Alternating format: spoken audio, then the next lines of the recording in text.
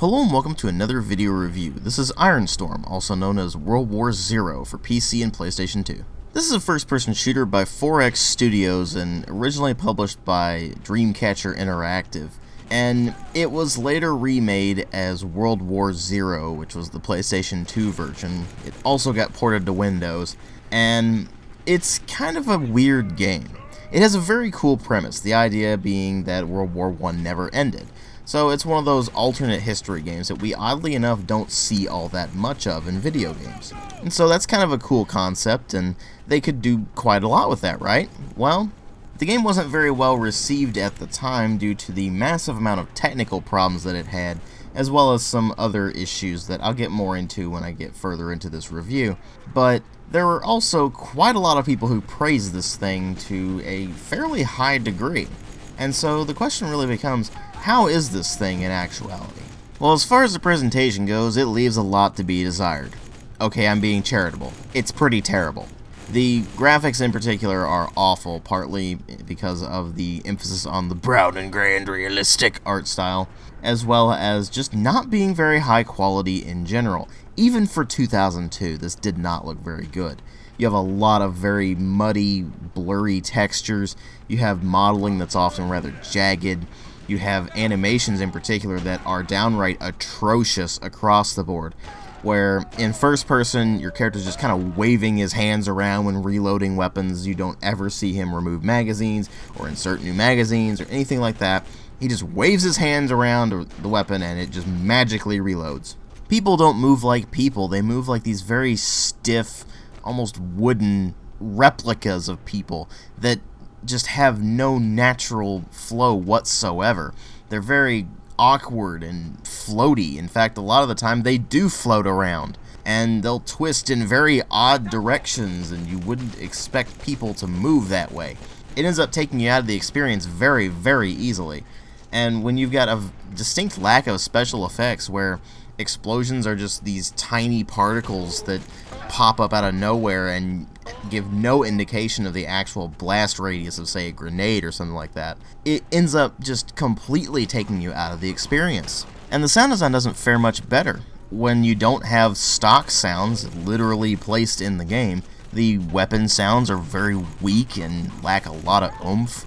And what weapons do have oomph in the sound effects actually don't seem to have all that much punch to them, except the sniper rifle, that's about it. And when you're actually going through the game, you'll find that the sound effects and the voice acting are just completely inconsistent. For example, in this clip I'm about to show you, you'll see that this one guy has 3 different accents in the span of about a minute. Been waiting for you, Lieutenant. Follow me.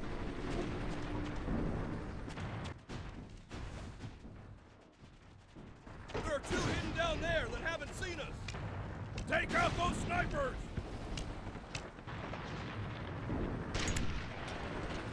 This way. Follow me. Now, I sped up a bit of the footage just so it just goes through the bit where there's no actual talking, but this is ridiculous.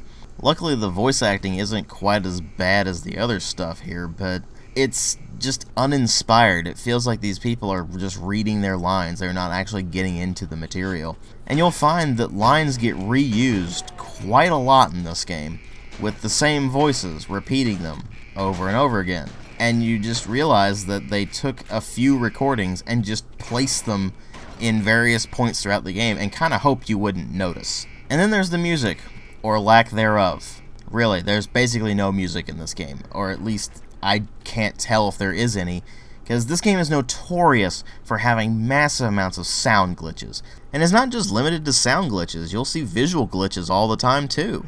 And it gets pretty annoying. So you find that the presentation overall just ends up being pretty awful, despite the voice acting being pretty much acceptable for a fairly low-budget European release. But obviously what really matter here are the story and the gameplay, and the story in this is set in an alternate 1964 in which World War I never ended.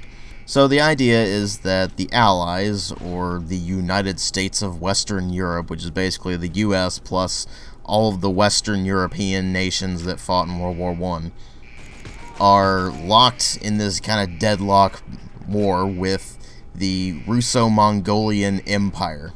And so the war has stagnated and ended up being just these endless lines of battle that never really go anywhere. And the entire war effort on the part of the United States of Western Europe relies on the economy. And what I mean by that is that they put the military into the stock market, which means private investors can buy stock in the military, and it doesn't make any sense. Let's leave it at that. The plot makes no sense. And the way they've set it up just baffles me. Why couldn't they do something where, say, one side or the other ended up getting massively advanced technology, and the only thing that was keeping the other side relevant at the time was massive numbers, and then they caught up in technology? So you have this kind of endless back and forth between technology or something like that. Nope, that doesn't really happen here. It's sort of an element of the plot. You do notice it on occasion where they're like, oh, well, we have this advanced bunker system or something like that. But at the same time, they constantly keep trying to put it back into the whole stock market idea, and again, it makes no sense whatsoever. So what you end up focusing on is what you're actually doing in-game, which is playing as Lieutenant James Anderson, who is an American Special Forces soldier, who is sent behind enemy lines on a suicidal mission to destroy the enemy's super weapon that they're developing. And that's pretty much all you need to know, really. There's not all that much to this plot. It's pretty straightforward, and you'll run into things along the way that sort of make sense, like running into resistance movements or things like that, and working together with them in order to further get to the super weapon and destroy it. And so the plot ends up being fairly weak, even if you don't factor in the completely absurd, nonsensical backstory. So it really does fall to the gameplay to bring this up, and this is where things get interesting. Like I mentioned at the beginning of this review, this is a first-person shooter, but you can swap between first and third person as you wish. I really don't recommend playing it in third person because even though you do get a bit better situational awareness, you can't aim all that well. And that's something that's very important in this game because it doesn't really make a lot of sense mechanically. On the surface, this might appear to be a fairly straightforward first-person shooter, and in some ways it is. You go from one end of the level to the other, you basically slaughter any enemies that get in your way, and occasionally you'll run into some AI teammates that'll help you out, sort of, as you're going around. You'll have various objectives that you might need to complete, and along the way you'll find plenty of pickups of health and ammo and things like that. Where things get kind of interesting is in the particulars. You have various weapon slots where you can only hold one weapon of that particular type. For example, you can only have one shotgun. You can only have one light weapon, which is basically either a submachine gun or a pistol. You can have only one heavy weapon, which is either the machine gun you see me using. At least I'm guessing it's a machine gun. They don't tell you what any of the weapons are in this game.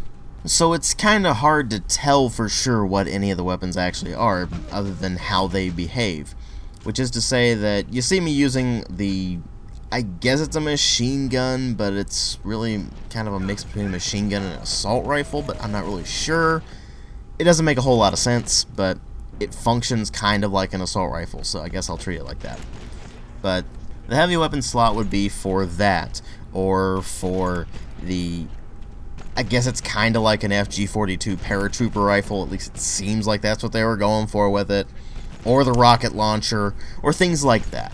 So, your primary weapon, basically, you can only carry one of.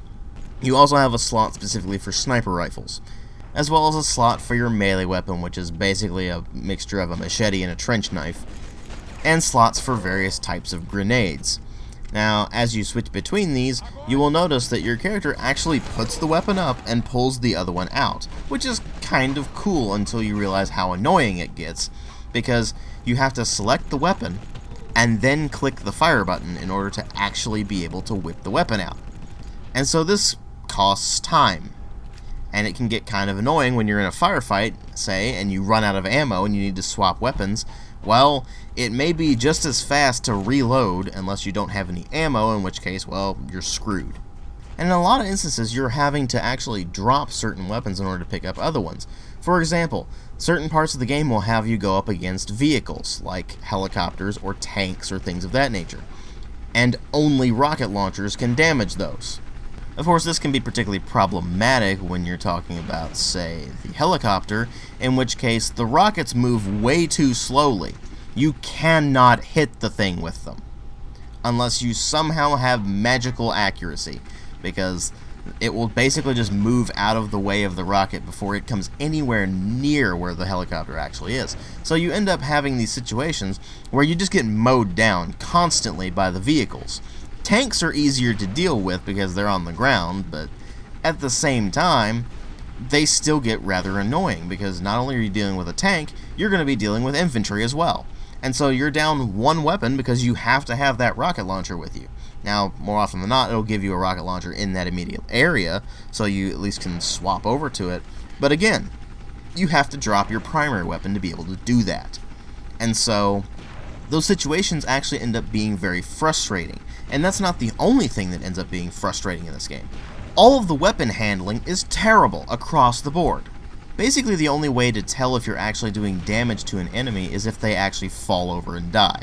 It gives you basically no feedback on how much damage you're doing, if you're even doing damage at all. You can aim center mass and actually miss every single shot somehow. You have no idea how accurate your weapon is going to be. You aim down your sights and you find that it only works on scoped weapons, and if you're using the sniper rifle, it's going to make your scope sway all over the damn place. So good luck hitting anything when you're actually using the sniper rifle, unless you just happen to be stationary the entire time, which you're not going to be, because you can get killed very, very easily in this game. With snipers in particular, 2 shots and you're dead, if you're lucky. More often than not, it's 1 shot. And so you have to deal with those very carefully, and they grind the game to a screeching halt. Even more fun, there are a lot of enemy snipers in this game. The normal infantry is usually pretty easy to deal with, actually, because they're just incredibly stupid, and it's a crapshoot whether they're going to hit you or not. Sometimes they hit you from a mile away with pinpoint accuracy. Other times they can be right in your face and miss every shot, like you're missing with every shot with them, unless you somehow get lucky. And the snipers are the exception to this rule, because they are pinpoint accurate no matter what, unless you just get really lucky and you happen to be stuck on level geometry or something like that that gets in the way of their shots. And so what you find is that the AI is incredibly inconsistent. Sometimes it is pinpoint accurate from miles away and just snipes you without any problem whatsoever, grinding your game to a screeching halt as you have to load constantly and save constantly. Whereas other times, they're so stupid, they get stuck on the environment around them and just run directly into objects. They'll miss every shot, they'll barely notice you're there. It's all over the place, and the friendly AI is no better. They're just as stupid, so they don't really help you out all that much either. So what ends up happening most of the time is that you're behind enemy lines by yourself up against massive hordes of enemies who are either pinpoint accurate or not accurate at all. It's just a crapshoot, perhaps with weapons that are not suited for the situation because the level before you happen to be dealing with, say, tanks or helicopters or whatever, and now you're not equipped to deal with soldiers, so you're screwed when they have tons of snipers and you've run out of sniper rifle rounds to counter them, or you're having problems because you only have short-range weaponry like the submachine gun and the shotgun to deal with, so you just can't hit anything because they're too far away and they're all equipped with the machine guns or the paratrooper rifles or whatever. And there's just so much frustration with this game. It is not fun. Now, there is a multiplayer mode, but I can't get it working, and I don't think anybody would even bother playing this game anymore, so I can't really test it. So I can't really speak to the multiplayer, but if the mechanics of the single player are any indication, the multiplayer wouldn't be much better. You get basically no feedback when you're hit by something, so you can die incredibly easily and not realize how low on health you were. And the indicator for health itself is this outline of your character, and it just fills up. But you have no idea how much health you're gaining or losing. So one shot from, say, a guy with a pistol could take you down to basically nothing, or it could take off a tiny sliver Who knows? It seems completely random. And like I said, that goes for enemies too. So you'll empty an entire magazine to bring a guy down, but the next guy only takes one shot. It's just a crapshoot. And I feel like that would transfer into the multiplayer and make things even worse. So, overall, what you have here is a cool concept. The idea of an alternate history FPS where World War I never ended is a very cool idea. I would like to see more of that kind of idea expanded upon. But the way they've done it in this game is just awful across the board. From the horrible weapon handling, to the clunky movement where you just feel floaty, to the horrendous animations and the awful presentation, all the way up to the game just flat out being unfair to the player because the enemies are either incredibly accurate and deadly or just incredibly stupid. And as a result, I cannot recommend Iron Storm at all. Now there is the chance that World War Zero was slightly better. It was an enhanced version of the game to some degree, and it was done by a different studio. But that said, when you have something this bad to go off of, I don't really see how you're going to improve it all that much. So Iron Storm gets a 1 out of 5. Thanks for watching.